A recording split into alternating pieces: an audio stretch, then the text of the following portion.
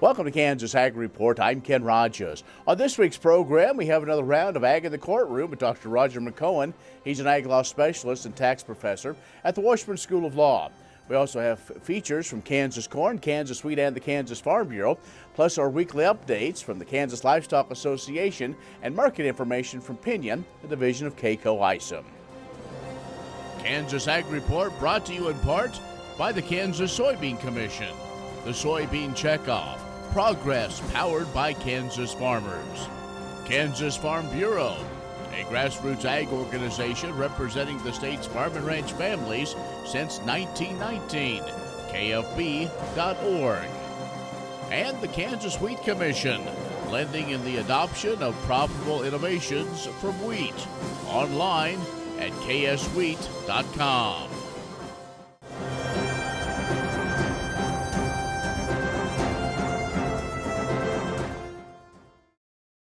In Ag News from agview.net, USDA has reopened the sign-up window for the CFAP-2, that's the Coronavirus Food Assistance Program.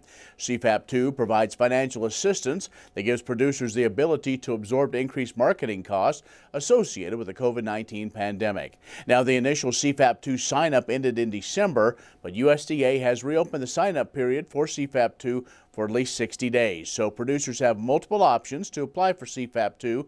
That includes going online with application portals or working directly with the FSA office at your local USDA service center. USDA also will finalize routine decisions and minor formula adjustments on applications, then begin processing payments for certain applications filed as part of that CFAP additional assistance. Also, USDA announced that $2 million will be established partnerships with organizations to provide outreach and technical assistance to those socially disadvantaged farmers and ranchers.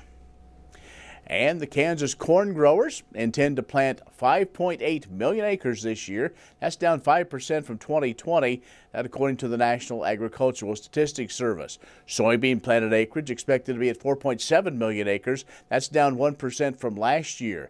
Now, the winter wheat acres seeded last fall are estimated to be at 7.3 million acres, up 11% from last year. But the big story is sorghum, as sorghum growers intend to plant 3.6 million acres in Kansas, up 20% from a year ago. Those estimates, the report, based on a survey that was conducted during the first 2 weeks in March. Find more ag news at agview.net. We'll have more in a moment.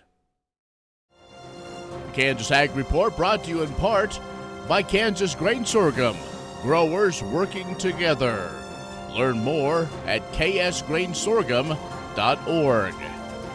Grass and Grain, online or in the mail, keeping Kansas farmers informed for over 60 years. grassandgrain.com. And agview.net, serving the Beef Belt and Western Corn Belt with reliable and relevant agriculture information. agview.net. Next time you see a beautiful field of corn, reach out and thank the farmers who work tirelessly to raise corn for livestock feed, renewable fuels, and exports to feed a growing world population. The farmers on the Kansas Corn Commission work for Kansas Corn with grower-funded checkoff dollars that support foreign and domestic market development, research, promotion, and education to expand opportunities for Kansas farmers. To learn more, visit kscorn.com. Many seed companies claim to offer the latest genetics, but how many have tested those genetics in soils just like yours? The Oldie Seed Know to Grow research program has fully tested the latest seed genetics in soils that are right in your neighborhood. The Oldie Seed Know to Grow program can recommend the best performing hybrids from technologies like Enlist, Extend, and LibertyLink that will optimize the yield and profit of every acre on your farm. Contact Oldie Seed today. What if U.S. soybean meal were more than a commodity? If seed companies and the soybean checkoff built a better variety? That future is here. The time is now. To meet end-user demands, the soybean checkoff is investing in the compositional quality of soybeans, including meal. A message from the Kansas Soybean Commission, the Soybean Checkoff, progress powered by Kansas farmers. The Kansas Wheat Innovation Center in Manhattan is rediscovering ways to get improved varieties and new genetics in the hands of farmers faster. Grower-led and checkoff-funded research initiatives are bringing about positive change. This grassroots leadership provides a strong voice in Topeka and Washington, D.C. Now is the time to partner with Kansas Wheat in moving wheat forward. Kansas Wheat Commission and Kansas Association of Wheat Growers. Farmers investing in their future and yours. Log on to rediscoverwheat.org.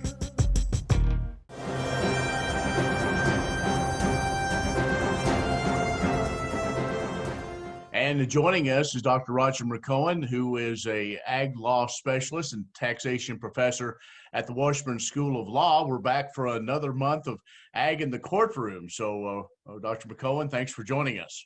Good to be with you, Ken.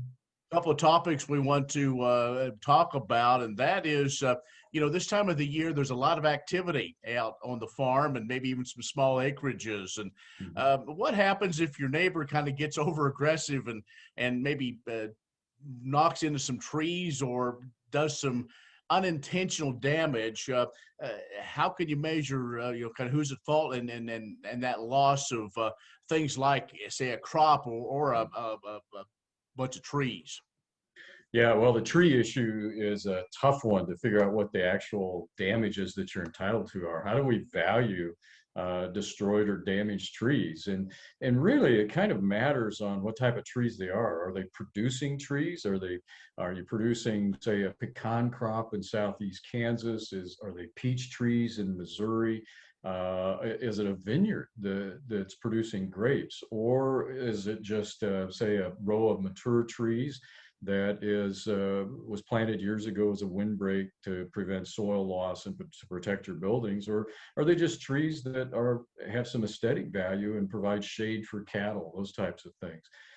How do you put a dollar figure on your loss if those are damaged, say, by aerial spray drift or excess water runoff from a neighbor that is wrongful? And once you prove your case, of course, these are negligence type cases almost always. And so you have to show that your neighbor breached a duty and the duty was the proximate causation of your damages. Assuming you prove that up, how do you measure your loss? And that's really the tricky thing that the courts have to deal with on these. Well, I would guess, as you said, it probably matters on what judge you have as well. And because really shade for livestock can be just as important maybe as a cash crop from a fruit or nut bearing tree. Yeah, we do have some guidelines in Kansas. In fact, there was a recent Kansas case just last fall involving this issue, and what it was two adjoining ranchers, and the tenant of one went to the other landowner and wanted to put a fence in. Well, to put a fence in where the fence needed to go, he asked to tear out a bunch of mature trees, and this was about 20 yards long and about 300 yards, 20 yards wide and about 300 yards long. So this is this is a big area. And the other landowner said, no, I need those trees. Those are mature trees. They provide shade for my property. Plus, I'm running a commercial hunting operation, and that adds value to my hunting operation. So leave the trees. Wildlife use those. Well, the neighbor's tenant didn't listen to that, so he tore out 156 mature trees. And then, of course, you get the lawsuit. And the court said, well, normally what we do is we value the property for it and we value it after, and the difference is the amount of the damages. But they said that's not an inflexible rule. We can entertain all types of other evidence, but the one thing that we know that you cannot do, which the plaintiff tried in this case, was to hire an arborist, a professional arborist, and come out and tell me what the replacement value of 156 of mature trees of this type of tree would be. And they came up with about $1.1 million of damages. And the court said, no, you can't do that. That would triple the value of the ranch itself. And so you're not entitled to a windfall.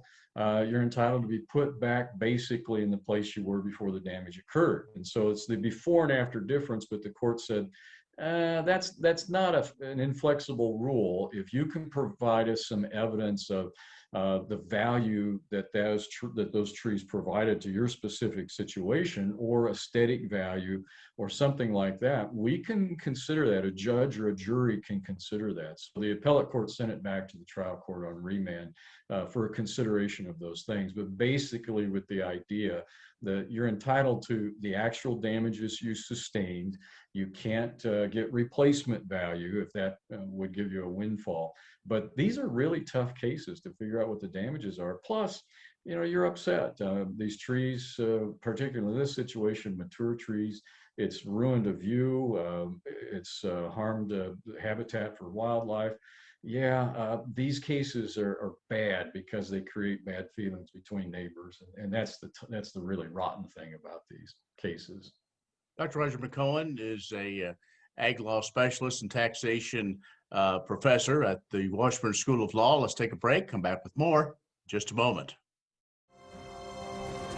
Kansas Ag Report brought to you in part by the Kansas Livestock Association, supporting members' business interests and meeting consumer demands. KLA.org. Oldie Seed Farms, carrying soil-specific seed. Find them on the web at oldieseed.com. That's OHLDE seed.com. And Kansas Corn, building the future at kansascorn.com. What if U.S. soybean meal were more than a commodity? If seed companies and the soybean checkoff built a better variety? That future is here. The time is now. To meet end-user demands, the soybean checkoff is investing in the compositional quality of soybeans, including meal. A message from the Kansas Soybean Commission, the Soybean Checkoff, progress powered by Kansas farmers.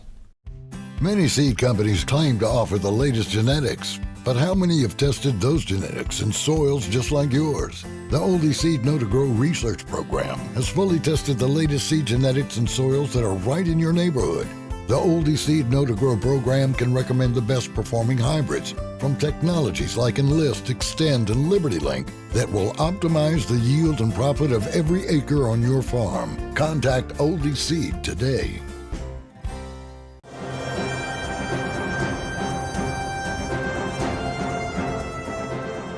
And our guest is Dr. Roger McEowen, another edition of Ag in the Courtroom. And we talked about dealing with situations like with trees and other things like that. Well, let's really get more into what's going on in the courtroom, Dr. McEowen.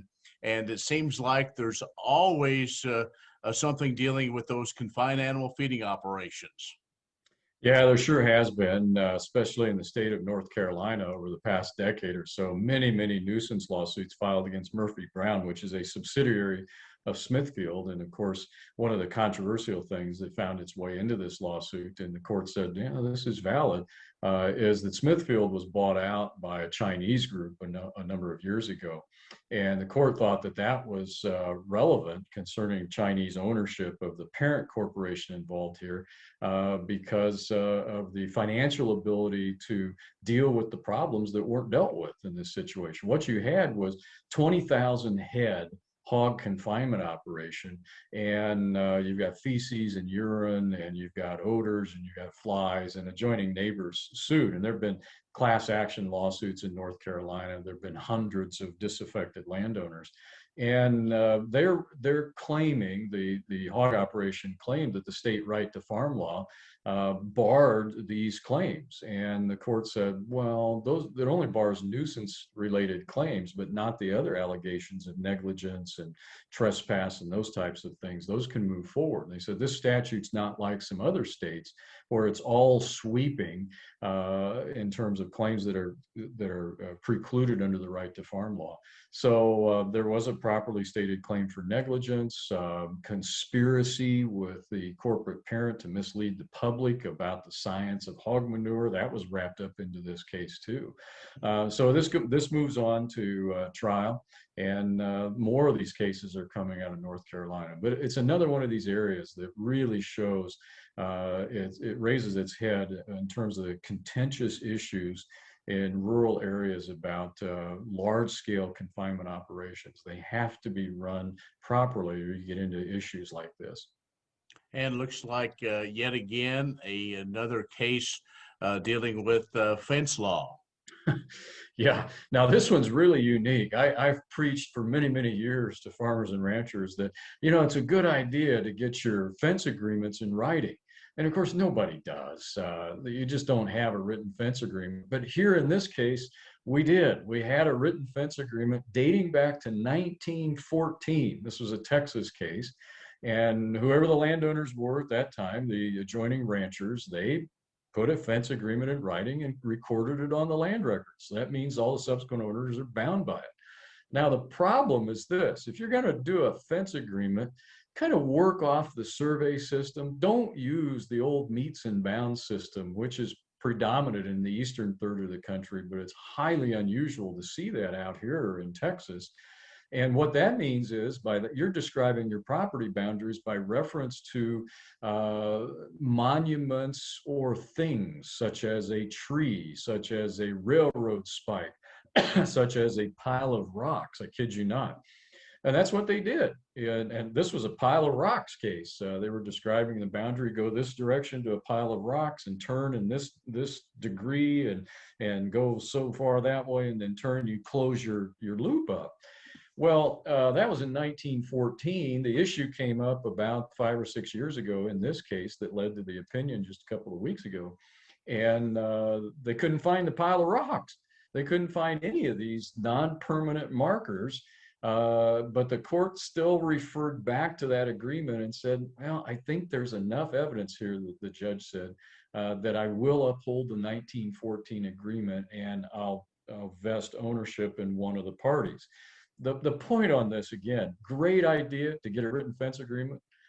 Bad idea to use a meets and bounds description and create confusion. Be clear on your descriptions. Use the survey type system to describe your property, township, range, those types of wording, the survey system, rather than meets and bounds. So funny case, unique case, but again, neighbors in court because there's a dispute over a boundary.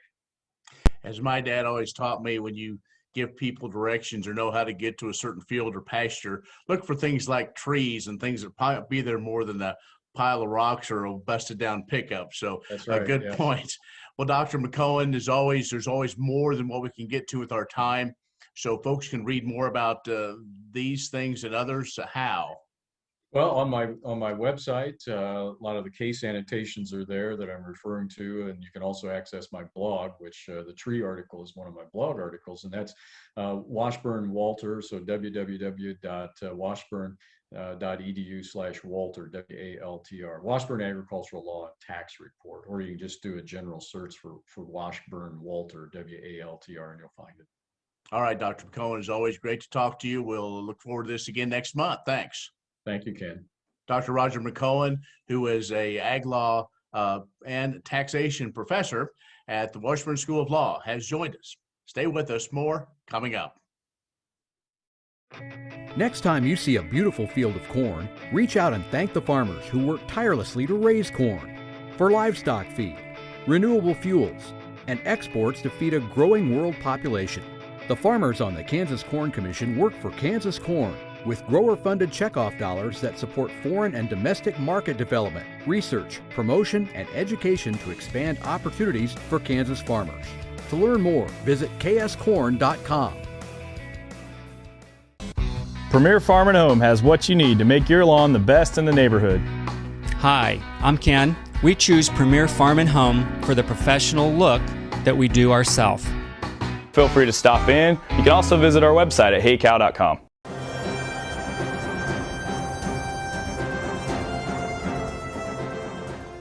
Hi, I'm Emily Cope with Kansas Corn, and I work with our collegiate programs as part of my role here at Kansas Corn, and am here today to talk about our Collegiate Academy, which has been kicking off this spring.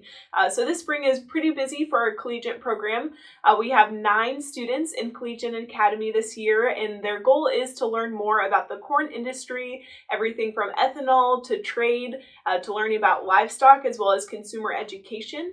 And they get to travel across the state enjoy networking with different industry professionals and meeting them and touring a variety of Kansas agriculture locations. We started off the Collegiate Academy session back in February with a Get to Know You event and about Kansas corn with all 9 students. But just this past weekend in April, we were able to visit the Wichita, Kansas area doing some tours in person. We started out at the Canton Loading Facility met with MKC, Team Marketing Alliance, to learn about trade, learn about the logistics of loading grain into trains and where it goes from there. That was a really great experience, and thank you to them for hosting us. The next day, we really got to focus on ethanol. It was great working with the students. Not many of them knew about ethanol, so got to tour an ethanol plant, learn about the benefits of ethanol from the Urban Air Initiative, and about selling ethanol at the retail level in the retail station, visiting Jumpstart stores in Wichita, Kansas. We wrapped up the weekend visiting a couple of our key farmers, both Matt Splitter and Kent Moore, who are on our board and commission. Just talking with them, again, that networking piece is really important with our collegiate programs, and so I learned about Kansas agriculture, growing corn in Kansas, and then of course networking with industry professionals who may provide future careers for these students as well. So we're looking forward in May, as well as the rest of the summer, really focusing more on policy, water in Kansas, agronomy, a variety of different areas, and for these students to learn more about the corn industry in Kansas. What if sustainability were synonymous with U.S. soy? If energy efficiency, water quality, and soil health help define U.S. soy's value, that future is here, the time is now. To meet end-user demands, the Soybean Checkoff is committing to sustainability that's achievable, worthwhile, and enduring. A message from the Kansas Soybean Commission, the Soybean Checkoff. Progress powered by Kansas farmers. Premier Farm & Home has what you need to make your lawn the best in the neighborhood. Hi, I'm Ken. We choose Premier Farm & Home for the professional look that we do ourselves.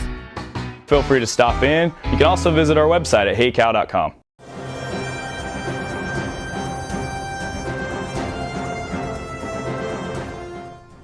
To help celebrate National Ag Day on March 23rd, Kansas Wheat joined 9 other agricultural organizations to pack 250 crates full of tasty food, fun activities, and handy kitchen supplies for Kansas families.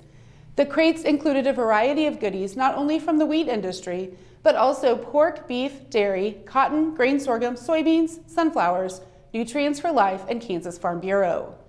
Building on the success of last summer's Wheat State Crate, Kansas Wheat worked with other members of the Kansas Farm Food Connection to put together a box of educational materials and hands-on activities that were mailed to Kansas families.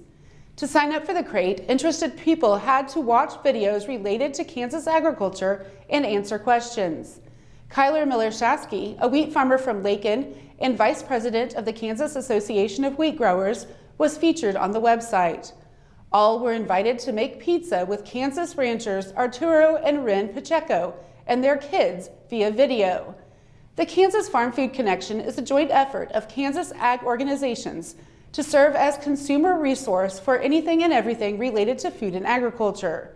Through promotional activities and a website, kansasfarmfoodconnection.org, the groups provide information on how agriculture puts food on the table, fuel in vehicles, and fiber for clothes.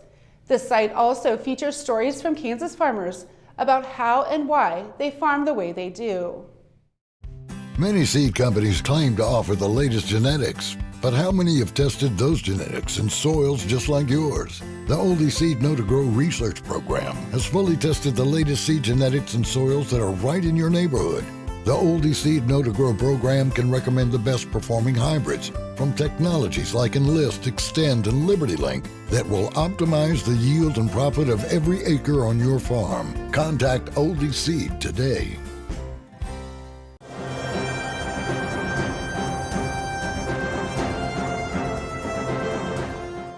Thanks to a new innovative campaign launched by the Kansas Beef Council, consumers are encountering checkoff-funded advertising on television networks like Food Network, ESPN, Fox,